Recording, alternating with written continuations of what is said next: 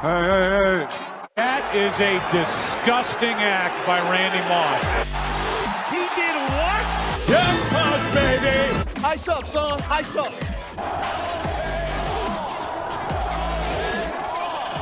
That is blasphemous.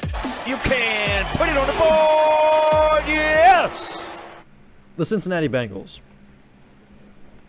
Let's talk about that team. Because there are a lot of teams in the NFL that they had great seasons last year. That they were really dominant last year, and this year they can't seem to put anything together. I wouldn't say that the Cincinnati Bengals are one of those teams that had a dominant year last year and then this year are looking like one of the worst teams in the league, but they certainly are not having a year on par with what they had last year. And last night was, I would probably say, maybe other than the Steelers game week 1, no, I think last night's game was even worse. I think last night's game for the Bengals might be their worst game all season. That might have been the worst game I have seen from the Cincinnati Bengals this season. And I don't know that that's totally an overreaction. I think that might be pretty reasonable. That might be a pretty reasonable thing to say. The Bengals did not play the Buffalo Bills last night. The Bengals did not play the Kansas City Chiefs or the Philadelphia Eagles or the Minnesota Vikings last night. The Cincinnati Bengals played the Cleveland Browns and their backup quarterback, Jacoby Brissett. And, you know, Joe Shiesty, Joe Burr, as some of y'all like to say, came out and, I mean, it wasn't just him. It was the defense, the offensive line, the defensive line. The Bengals got embarrassed by a 2-5 team that has the Keebler Fudge Elf at midfield. Keebler Fudge Elf, you know, the guy, you know. They have him at midfield, that's their logo. You lost to that team. And, you know, Jacoby Brissett, a guy who has been a career backup quarterback. And not only did you not pressure him at all, you let Nick Chubb run all over you. You let the Cleveland Browns, with their backup quarterback and their one good wide receiver and their semi-decent, you know, other than Myles Garrett and Jadeveon Clowney, their semi-decent defense embarrass you on national television. That is pretty bad. And even after last night's game, people are still overhyping this team for some reason, saying, "Oh, you know, they can do it. You know, they're going to win the division still." And I don't have my soundboard up right now, but I should get it up because that is blasphemous. That is absolute blasphemy to think that this Bengals team is going to win the division. It is November. It is November 1st, ladies and gentlemen, and the Cincinnati Bengals are 0-3 in division play. The Cincinnati Bengals are 0-3 in division play in arguably one of the weakest divisions in all of football. They lost to the Steelers, the Ravens, and the Browns. But that's the team that's going to win the division. That's the team that's going to be repeat Super Bowl. You know, they're going to make a repeat trip to the Super Bowl. That's the team that everybody is so hyped up about. Are you kidding me? That is blasphemous. Are you kidding me? No, I mean, and it wasn't only that they lost to the Browns. They didn't score a touchdown in the first half. They didn't score a point in the first half. And people are wondering, you know, for those that are actually being realistic and they're looking at the Cincinnati Bengals team for what they are, people are saying, hey, what is the deal? What is going on with this team? Because they haven't changed too much from last season. It's not that they lost everybody. What in the world is going on? Is it Joe Burrow? Is it Zach Taylor? Is it defense? What is it? Was it a fluke last year? And the answer is like complicated, right? Because it was and wasn't a fluke last year. Last year's Bengals team was good. And I don't think you can necessarily say, well, it depends on how you look at the term, how you look at it if you say it's a fluke. Are you saying it was a fluke from, they got lucky? Or are you saying it's a fluke from, that was just a one-off? Because I think it was a one-off. And the reason that the Bengals were so good last year was for one reason and one reason only. The reason that they were as good as they were, I guess I should say. Because they're still a decent team right now. I mean, they're not awful, but they are no way as good as maybe a lot of people thought they were last year. And this happens in every sport. Last year was a novelty year for the Bengals. You had Joe Burrow, who was playing his first complete season as a quarterback. Because his rookie year was the year before that, and he was injured mid-season.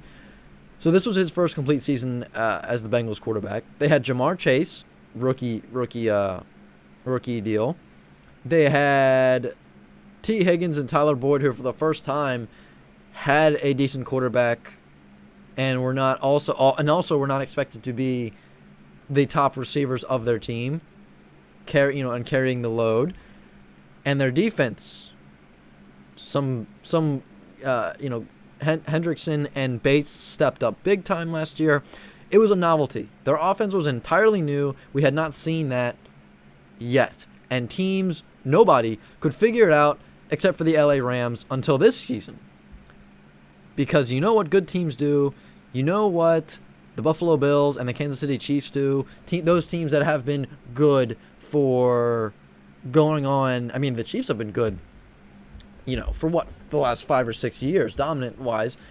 You know what those teams do? They make adjustments. They have a good year, and they come back, and they say, you know what? That's not going to happen again if we do the same thing. We have to change things up and do something new. Because other teams are going to look at us and say, hey, that's what they did. We got to adjust and try to stop that. So you have to make an adjustment to the adjustment, so to speak. That's what good teams do. The Cincinnati Bengals this year, it seems more and more like they came into this year just expecting to pick right up from where they left off last year and be just as good and just as dominant as they were last year, and it's not happening. It is not happening. So I don't know if that is a coaching issue. I don't know if that's a player's issue. I don't know what it is. But the Bengals have not made any changes or adjustments to their team. And, I mean, okay, we saw them play, let's see, 3 games in the, actually it'll be 4 in the postseason. So we watched them play 20-some games, right? So now going into this season, there's 20 games worth of film to draw from for the other 31 teams in the league. And, I mean, you're going to watch that and say, okay, they're doing this, this, and this, and it's just basic stuff. And the Bengals are doing that same stuff this season. Not to mention their offensive line has gotten no better, which is entirely too baffling for me, and I imagine Bengals fans as well, because, I mean, the whole reason that Burrow got injured in the first place in his rookie year was because he had no protection. I mean, that's got to be the reason, right? Burrow, I believe his rookie year was one of the most hurried and rushed quarterbacks in the NFL that season, in the few games that he played. And even last year, he didn't have, an amazing amount of time. He didn't have a great amount of time in the pocket. He was able to be mobile. He was able to dump off short passes to Mixon and C.J. Uzomah, Drew Sample, those tight ends who Uzomah is no longer on the team. They were able to. Jamar Chase teams were still trying to figure out how to stop him. So that was a big part of their offense and still is. Of course, he's out now, but, for the few games that he played this year to start the season,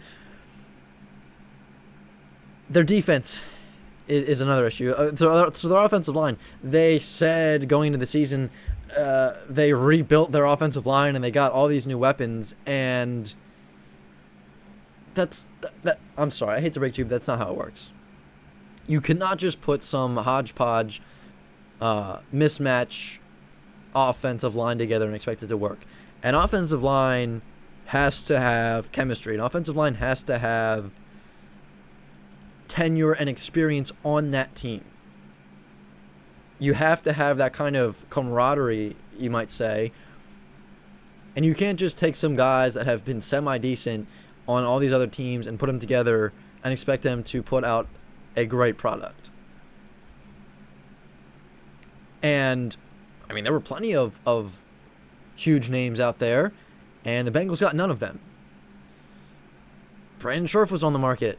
I'm blanking on the names, but there was plenty of other guys on the market as well. Man, I'm blanking on names today. The guy that's on the Panthers used to be on the Ravens. I think it was Zeitler, right? He was on the market. There were plenty. I mean, there was guys in the draft. The Ravens drafted Tyler Linderbaum, the center. I mean, there were plenty of things that they could have done to improve their offensive line, and they did not. Instead, they got the mediocre second option guys. On the flip side, their defense hasn't been much better either. Other than Jesse Bates and the occasional great play by Hendrickson, their defense has been a huge liability. Predominantly their defensive line. Jacoby Brissett last night had all the time in the world. I'm pretty sure he watched every Halloween movie in the pocket last night. He was eating all the candy back there, and Chubb Hub was open and ready for business. Nick Chubb did about whatever he wanted to, and Jacoby Brissett had time to... I mean, it's Halloween, so you know this was going to happen. He had time to carve up that defense. Yes, I said it. And if I was on a live stage right now, I'm pretty sure I'd be getting tomatoes thrown at me for that terrible pun. But it's the truth. It is the truth. You cannot give up 32 points to the Browns if you're a team that's supposed to win the division. And I'm not saying the Ravens, blew out the Browns or embarrassed them or dominated them or anything like that, but the Ravens at least were able to score more points than they let up, which equals a win. They got the job done, and the Bengals, quite frankly, it's Halloween, so I'll let one more pun fly.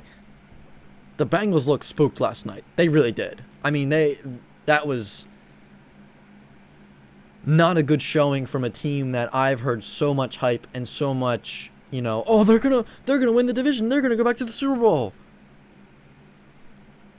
I'm sorry, that team, right? The one that one? You sure? Because last night was ugly.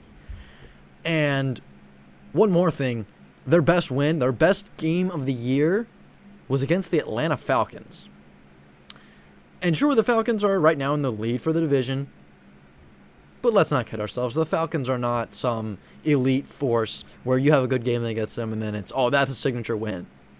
But right now, the Bengals, for now, their biggest win and their most complete game was against the Atlanta Falcons.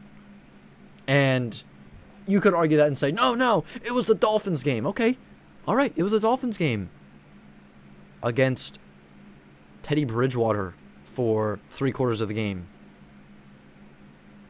All right, sure. That's their signature win. Got it. Thanks you for the clarification, because I really needed that. The Ravens are going to win the division by default, not because they are some elite team or Super Bowl contending team, because they're not. Let me just lay all the cards on the table. That's just not what they are this year. But I just think it is pretty funny to hear people continue, even after last night. We are going into week 9. They are 500. They have 4 losses, and 3 of them have been to their division teams. That's all I'm saying.